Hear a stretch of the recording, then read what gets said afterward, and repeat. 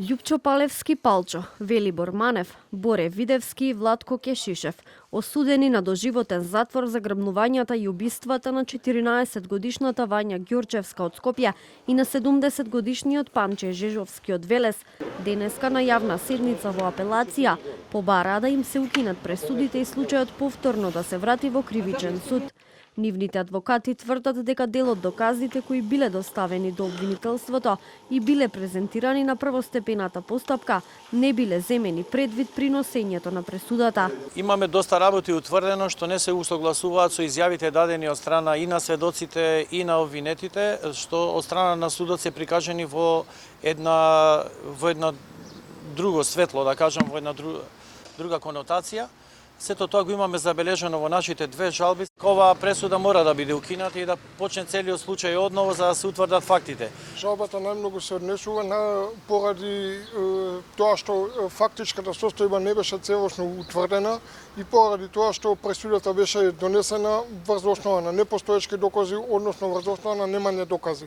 Значи не може да биде осуден некој човек кога нема буквално никаков доказ.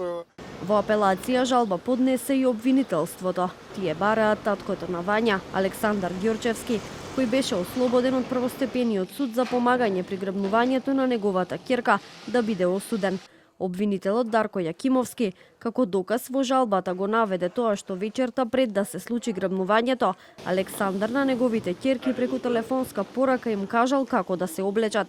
Мотивот на сите петмина, како што тврди обвинителот, било прибавување имотна корист од близок член на семејството на Вања.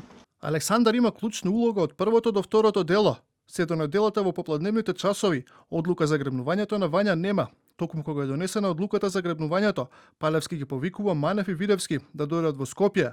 Во моментот кога се во партијата десна, тогаш таткото им праќа порака на децата да се облечат, не барајќи одат на планина. Одбраната на Александар, адвокатот Владимир Туфекџик, рече дека пресудата е правилна и очекува апелација истата да ја потврди.